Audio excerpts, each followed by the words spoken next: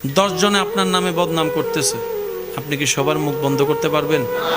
করতে যাওয়া মানে আপনার 10টা মিনিট লস। তাহলে আপনি তাদের মুখ বন্ধ করলেও আপনার শোনাটা হয় না।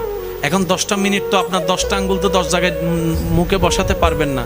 সেজন্য বলি, কেউ বদনাম করলে, কেউ পিছনে লাগলে তাদের মুখ বন্ধ করতে যায়েন না। তাদের মুখের হিসাবটা রবের উপর ছেড়ে দিয়ে আপনি 2 আঙ্গুল দিয়ে নিজের কানটা বন্ধ করে ফেলেন।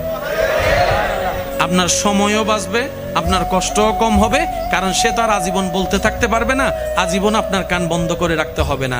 এই যে আপনার বদনাম করেছে, ওয়াইলুল্লি কুল্লি হুমাজাতিল লুমাজা আয়াতের মাধ্যমে সে নিজের পায়ে নিজে কুড়াল মারলো, আপনার গুনাহ সে নিয়ে আপনাকে সওয়াব দিয়ে দিল। সুবহানাল্লাহ। সেজন্য বদনামকারীকে কখনো ঘৃণা করেন না, সে আপনার আসল বন্ধু, যে আপনার গুনাহ নিয়ে নিজের সওয়াব আপনাকে খুশি মনে দিয়ে দিচ্ছে, ঠিক কি না?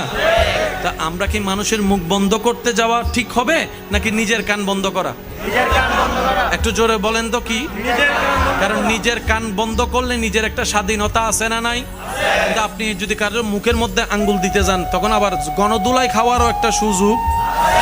কিরে তুই আন মুখত কাট দিলি, কিছু মিয়ে দিস ফানলার, তো সুযোগ রিস্ক আছে না নাই? সেজন্য মানুষের মুখ বন্ধ করতে যায়েন না। কিছুক্ষণের জন্য আল্লাহর উপর ধৈর্য ধরে, এবার সে যা চিল্লাচ্ছে আপনি এদিকে জিকির করা শুরু করছেন, লা ইলাহা ইল্লাল্লাহ।